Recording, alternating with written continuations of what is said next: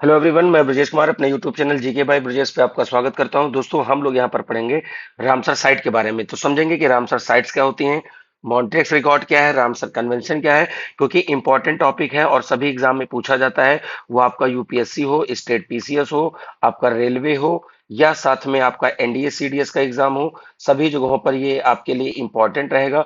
और फिर आपके एसएससी एग्जाम के लिए तो समझेंगे लेटेस्ट कौन सा है, शुरुआत कब से हुई थी, कन्वेंशन क्या है।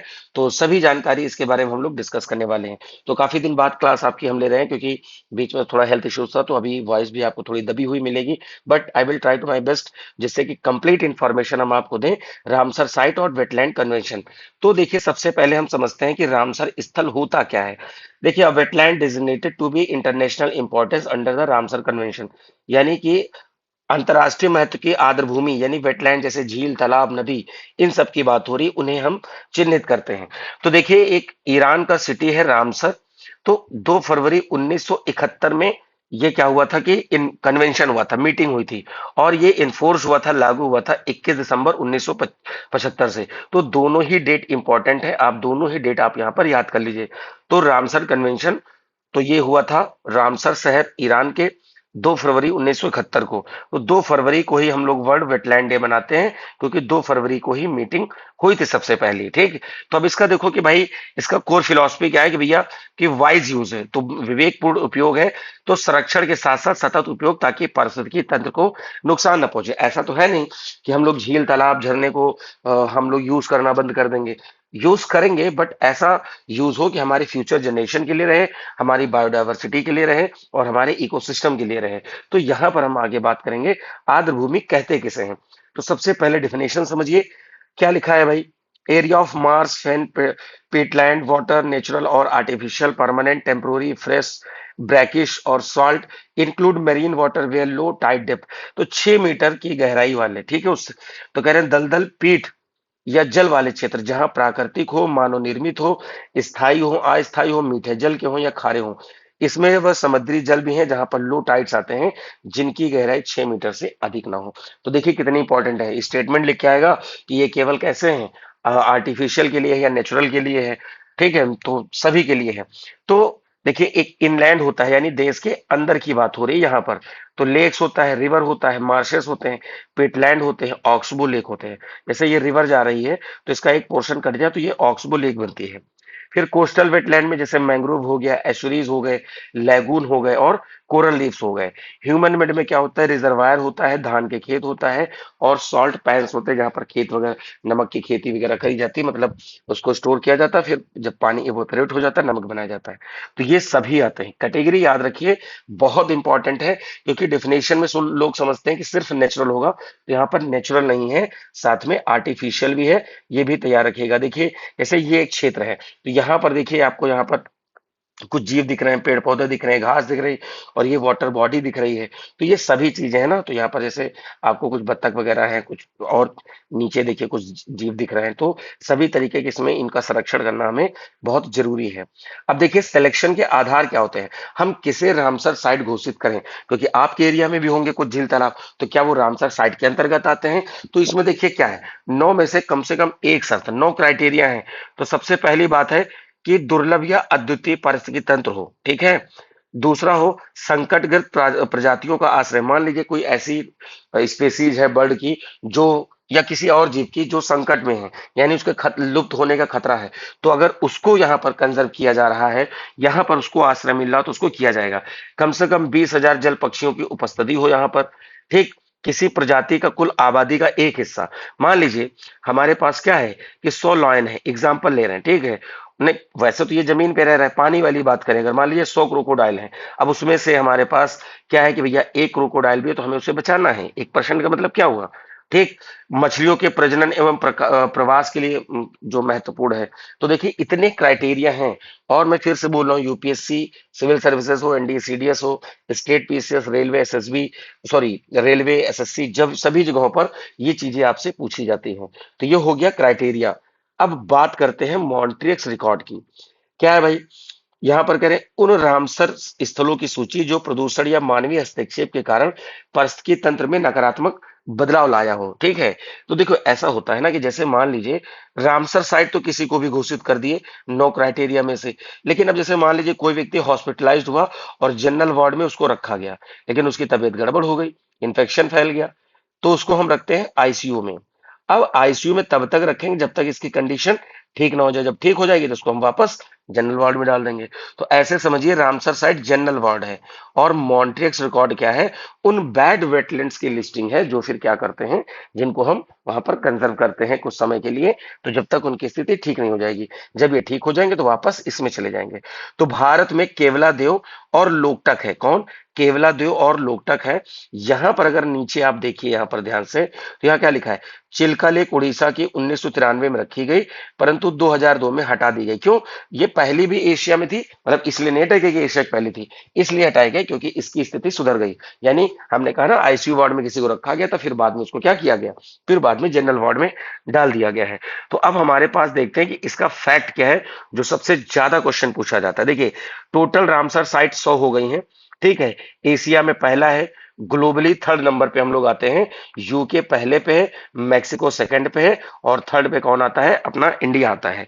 सबसे ज्यादा तमिलनाडु में 20 साइट्स है, और उत्तर प्रदेश में 13 हो गए। तो जब आप कोई यूपी का एग्जाम दोगे लोअर पीसेस वगैरह, तो यहां पर पूछा जा सकता है। और लेटेस्ट में सुरहा ताल जो है 100 नंबर की, सुरहा ताल, ठीक, जयप्रकाश नारायण इसको भी बोलते हैं, ठीक। ये कहां पर है, ये उत्तर प्रदेश के बलिया जिले में। कहां? बलिया जिले में। तो देखिए कितना इंपॉर्टेंट फैक्ट है यहाँ पर। सबसे बड़ा रामसर साइट है सुंदरबन, वेस्ट बंगाल में है। देखिए इसका एरिया भले ना याद रखो, but Sundarban is the largest Ramsar site in India. फिर स्मॉलेस्ट में पूछा जाता है रेणुका वेटलैंड या रेणुका लेक, हिमाचल प्रदेश में है, 0.02 किलोमीटर का है। क्लियर? पूछा गया कि भाई पहला कौन सा है, तो पहला देखिए यहाँ पर सबसे चिल्का और केवला दो देव एक साथ रखा जाता है। तो चिल्का उड़ीसा में है और केवला देव नेशनल पार्क राजस्थान में है। चूंकि लिस्ट में पहला इसका नाम था तो पहला इसको मान सकते हो, दूसरा इसको मान सकते हो। टोटल कितनी है? 100। सबसे ज्यादा तमिलनाडु में, उसके बाद उत्तर प्रदेश में है। लेटेस्ट हमने बताई है कि 100th नंबर की कौन सी है, भी मैं इसके बारे में इमेज दिखाऊंगा, जिससे कि आपको एक आइडिया लगे कि भाई वेटलैंड्स का कैसे, कहां पर क्या यूज है, कैसे इसको हम रखते हैं, ठीक। अब यहां पर देखो ये जो लास्ट के टॉप 4 हैं, इनको भैया इंपॉर्टेंट है। अब देखिए चूंकि ये करंट अफेयर का इशू है, तो आपसे अपडेट करके पूछा जा सकता है। तो जब भी कोई अपडेट आएगी अपने Telegram group GK by Brajesh sir पे, आपको वहां पर अपडेट मिल जाएगी, ठीक है। अब जैसे आपको मैं एक हिंट देता हूं, जैसे मैं वीडियो नहीं डाल पाया अभी तक पिछले एक हफ्ते से तबीयत के इशू की वजह से, बट आप देख रहे हो कि मैंने एक टेलीग्राम पर और व्हाट्सएप पे दोनों पे एक इमेज दी है। तो भाई नीति आयोग के नए सीईओ कौन बने हैं, तो आप जाके जरा चेक करिए, क्योंकि पूछा जा सकता है, ठीक। तो माफ करिएगा। तो 100 नंबर की है जयप्रकाश नारायण, जिसको हम सुरहाताल कहते हैं, ये बर्ड सेंचुरी है। तो 100th है, ठीक है, crucial habitat for migratory bird, जो प्रवासी पक्षी आते हैं उनके लिए यहाँ पर इंपॉर्टेंट है। फिर पूछा जाएगा कि आपसे 99th नंबर की कौन सी है, तो शेखा झील, ये जो है शेखा lake bird sanctuary Uttar Pradesh के अलीगढ़ में। कहां पर मिलेगी?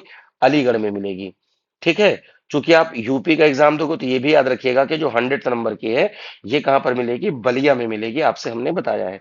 फिर 98th में छरीधांध वेटलैंड है गुजरात का, डेजर्ट वेटलैंड इन कच्छ की स्टॉपओवर फॉर माइग्रेटरी क्या है, वाटर बर्ड्स, जो पक्षी होते हैं, जो जल पक्षी होते हैं, उनके लिए ये यहाँ पर आवास मिलता है। 97th Patna bird sanctuary Uttar Pradesh, ये एटा जिले में पड़ेगा, ठीक। तो प्रोटेक्टिंग बर्ड्स रिजर्व इन एटा, एटा और मैंने अभी बताया यहाँ पर सपोर्टिंग डिजर्व एवियन स्पेसीज, ठीक। तो ये अब मान लीजिए ऊपर नीचे कर दे और इसको मिलाने को दे दे, ऐसे करने को दे दे, तो पर याद रखिएगा यहाँ पर सब करेक्ट मैच है। तो आपके सामने ये बहुत इंपॉर्टेंट है, स्क्रीनशॉट ले लीजिए, या आप टेलीग्राम ग्रुप से इस पीडीएफ को डाउनलोड कर सकते हो, ठीक है। उसमें कोई आपका कोई आपसे पेमेंट नहीं लिया जा रहा है। देखिए अब 100 नंबर वाले की बात कर लेते हैं। तो रामसर साइट कौन सी है? जयप्रकाश नारायण बर्ड सेंचुरी है, सुरहाताल बलिया, ठीक है। तो ये पॉइंट याद रखिए। देखिए जब भी 100th हो, 50th हो, तो ये सब चीजें पूछी जाती हैं, तो ये आपके लिए बहुत इंपॉर्टेंट रहेगा। आप इसको बिल्कुल तैयार कर लीजिए, इन्हीं से आते हैं प्रश्न, ठीक है। देखिए फिर वही चीज आ गई, तो जिससे कि मैंने सोचा आपको दिखा दें, ठीक है। 100th रामसर साइट है, क्योंकि ऐसे आप ढूंढोगे तो बहुत एग्जैक्ट इंफॉर्मेशन फिर ढूंढने पता कैसे चलेगा कि 100 हो गई, 8 हो गई, 80 हो गई, तो फिर इसी तरह इंफॉर्मेशन से आप प्राप्त करते हो। अब कुछ राज्यों का वाइज विवरण है, देखो। उत्तर प्रदेश में 13 है, तो जैसे जैसे जब जयप्रकाश नारायण बर्ड सेंचुरी है, शेखा झील है, पटना बर्ड सेंचुरी है, बखीरा है ना, हैदरपुर है, सूर सरोवर है, सांडी है, समसपुर, नवाबगंज उन्नाव में, ठीक। पपर गंगा रिवर है, सरसई नवार है, पार्वती अर्गा जो है गोंडा की तरफ, समस है, ठीक। पंजाब में 6 है, हरका, हरके, कांजली, रोपड़, ब्यास, है ना। फिर क्या है, केशोपुर, मैनी, नांगल। देखिए हिमाचल, रेणुका सबसे छोटी थी, अभी बताए थे, पोंग डैम, चंद्रताल।